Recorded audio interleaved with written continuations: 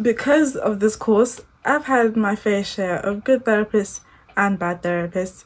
So I'm here to tell you what you can expect from a good therapist and a bad therapist so that you don't land into the hands of a bad therapist. And if you do land into the hands of a bad therapist, you can identify them quickly and run away before it gets too bad and before they traumatize you even more. So I did a story time a few months ago about a therapist who was just awful. I don't even think she was fully qualified. So you can watch that at the end of this video if you want. So let's begin with a few characteristics. I may do a part 2 to this if you want me to. So yeah, let's get into it. I know it seems obvious, but a good therapist will listen to you and pay attention to you. And that means they won't be talking to someone else, they won't be eating, they won't be drinking, but their full attention will be on you. Their phone won't ring during the session. They won't be distracted by other things going on in the room or outside of the room. They will ensure that the setting is private enough for you guys to not be able to get disturbed by other people in the first place. On the other hand, a bad therapist is somebody who speaks too much. As in, you know so much about them that they might as well be your friend. You know about their auntie, you know about their dog, you know about their ex, you know about their current partner, you know what they did last weekend, you know what they're planning to do for their anniversary in 2 months. Like, you know everything about them and their family and their friends and what's going on in their life. Sorry about my air freshener there. And if they speak over you a lot, or they spend a lot of time just talking in general, not necessarily even about themselves, but they spend so much time talking that you barely get a word in and you barely get to say what's on your mind and what you're thinking and what you want to bring to the room. And so it becomes their space to talk rather than your space to talk. Red flag. Okay. Number 2, a good therapist will always stick to time boundaries. When the time is up, the time is up. They don't be like, oh, you know, an extra few minutes, especially if it's something that they do consistently. And a good therapist always arrives on time. They respect your time and they are always ready when you are ready. And they will let you know if they cancel a session or they have to reschedule a session. A good counsellor or therapist will always let you know in advance so that you don't obviously come to an empty room. On the other hand, a bad therapist will always come late or finish late or cut the sessions short. Even actually, instead of spending 50 minutes, they might do 45 minutes or they might do 40 minutes, or constantly disrespect time boundaries instead of actually giving you your full time that you've paid for. And as well, a bad therapist will always be cancelling regularly or rescheduling on a regular basis, maybe 2-3 times in a row, especially on short notice as well, not giving you enough time to plan ahead. So that's definitely a red flag as well. A good therapist is professional. They respect the professional relationship that you have. They understand that this is a client-counselor relationship and that's it, and it doesn't go beyond that. And they respect that, and they don't try to make anything more of it or add to it or take away from that relationship. And they respect it as it is and treat it as such. On the other hand, a bad therapist will try to befriend you. They'll text you or call you about other things besides the session, or even if they do call and text you about the session, they might slip into other things. Oh, what are you doing? How's your week going? How's your weekend going? You know, what are you doing tonight? Or they'll have you on social media or try to just get to know you outside of the counselling room. That is not allowed. That is very unprofessional. And a therapist like that, to be honest, should not have their license if they can't respect the therapeutic relationship and its boundaries and maintain their professionalism. A good therapist will remember your sessions. They'll remember details about your sessions. Of course, as human beings, we're prone to forget here and there once in a while. We might not understand or fully gain something, or we might think we heard something, but then it was actually the wrong thing that we heard.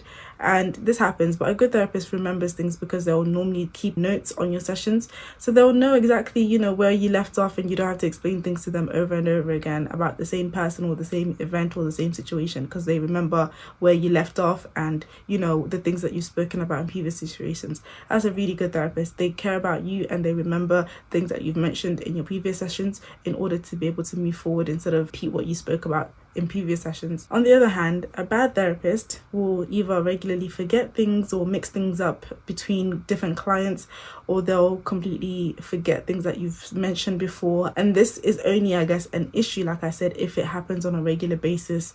I remember someone was talking about their therapist and how they kept forgetting their children's names, even though they'd mentioned their children's names numerous times in the sessions before. And it got to a point, it's like, why don't you remember? And I keep correcting you and you keep saying the wrong names over and over again, stuff like that. So of course, like I said, if they forget once in a while, it happens. A bad therapist will constantly be forgetting or mixing things up, might even forget your name on a regular basis. And if it gets to a point where you're constantly having to repeat things over and over again because they simply don't remember, it's a cause for concern, to be honest. And I wouldn't feel cared for if I was the therapist that kept forgetting details about things that I've spoken about numerous times before. A good therapist supports you, they guide you, and they validate you, and they validate your feelings. They care about what you're going through, and they support you and validate you, even if they don't agree with what you're saying or accept what you're saying about whatever you're going through or whatever it is you think and believe. They will still support you, and they won't make you feel bad for sharing what you shared.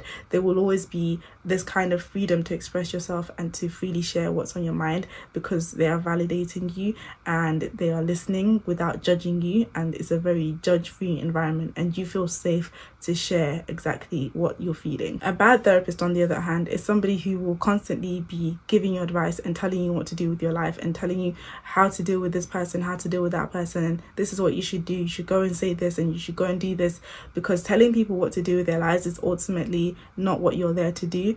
And ultimately it could end up being really, really bad, especially if they follow your advice word for word.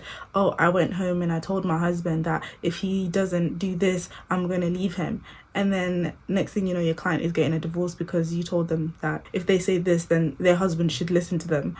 But now they're getting a divorce, and that's not what they wanted. A bad therapist will be somebody who's constantly telling you exactly what to do, how to do it, what to say about a situation, or what to say to someone. Next, a good therapist collaborates with you and they work with you. They work alongside you. You're not working for them and they're not working for you, but you're working together as a team, and you do things in collaboration together. You talk things through together. A good therapist will involve you in big decisions that they have to make in regards to your therapy. They will inquire what makes you feel comfortable, what makes you feel happy, what would be the best thing to do moving forward in regards to achieving goals or referrals or anything like that. A good therapist will always come to you and inquire about your opinion and your thoughts on something before they make a decision that will impact the therapeutic relationship and the therapeutic work that you've achieved. On the other hand, you've got a bad therapist who will dominate what's going on in the room, and they will choose what's best for you, and they will make decisions for you instead of asking you for your input in things that will affect them as well. They don't check in with you, they don't monitor to see if you're reaching your goals, they don't come back to see if things are working well between the both of you, they never see if you're doing well within the therapy and if you're happy to continue moving forward. So that's a bad therapist. This might be similar to what I said before, but a good therapist will validate your feelings and they will support you even if they don't agree with you. This is really important because the whole point is that they're showing the core conditions, which is UPR, which is short for unconditional positive regard. They're showing congruence and they're showing empathy, which should make you feel free to speak up and to share. So a bad therapist, on the other hand, is somebody who will be very opinionated, they'll be very judgy, and they will show disapproval if they don't agree with something that you've done or they don't like what you've done. They will make you feel shame or guilt when you speak about something. And to be honest, someone like that shouldn't even be called a therapist, because that is like the total complete opposite of what a therapist should do. But just to highlight the point, if you're ever in a session and you've said something and your therapist is making you feel bad for saying that you've done something, or you've opened up about something that's really embarrassing or even hard for you to even talk about, and then they make you feel bad, ashamed and guilty or embarrassed for saying it, then they are not a good therapist, because that's not the environment they should be fostering within the therapeutic relationship ever. A good therapist does regular check-ins and they make goals with you and they check on your goals and monitor your goals. So if you're having like long-term therapy, which is like 12 weeks plus, if you're having ongoing therapy that doesn't have like an exact ending date, then a good therapist will make sure that you have regular check-ins and that they are monitoring whether you're still on track to meet your therapeutic goals or whether you need to change them and update them. And they will check in to make sure that everything is okay and that you're happy to keep moving on with the sessions, and if therapy is going the way you'd like it to go. On the other hand, a bad therapist doesn't create goals with you for therapy. They don't ask you, what do you want from therapy? What are you seeking from therapy? What would you like to gain from therapy? They don't even think about creating goals with you or collaborating with you to come up with goals for therapy. They don't monitor how you're doing in therapy. They don't regularly check in to see if you're happy with how therapy is going, or if you'd like to change something, or if there's something you'd like to express about therapy that maybe you want to change or you want to commend. they don't do any of that. They just kind of have session after session for weeks and months without ever stopping to see where you guys are heading and if there's any growth. So we don't like therapists like that. A good therapist lets you express your feelings openly, and they let you do so without imposing or bombarding you or making you feel any type of way.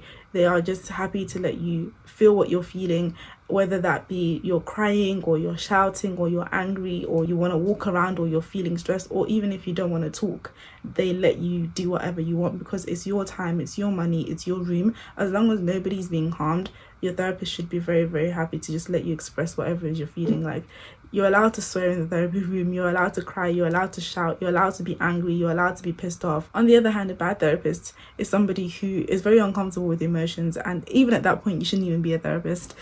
Somebody who doesn't let you express your feelings, somebody who's like, when you're crying, they're like, oh, don't cry, or they're quick to offer you tissue so that you stop crying. Or if you're struggling to talk, or if you're struggling to share information, they force you to try and talk. Or if you are talking a lot and they're trying to get you to stop talking, but in a way that's kind of rude and overpowering, or they're speaking over you and they're not happy to kind of just let you feel what you're feeling. Or if you're angry, they're telling you to calm down. They shouldn't be doing that unless maybe you're harming yourself. Then there's no need for them to intervene with your expression of your feelings. A good therapist will make you feel comfortable and at ease. Like, when I go to therapy, normally I like to just like take off my shoes and put my feet on the couch. Like, for me, that's just how I feel comfortable. I don't know why, but like, I feel comfortable and at ease to kind of just share whatever's on my mind and to sit comfortably and to have a drink or to whatever. Like, it's my session, it's my time. Like, I'm going to do what makes me feel comfortable.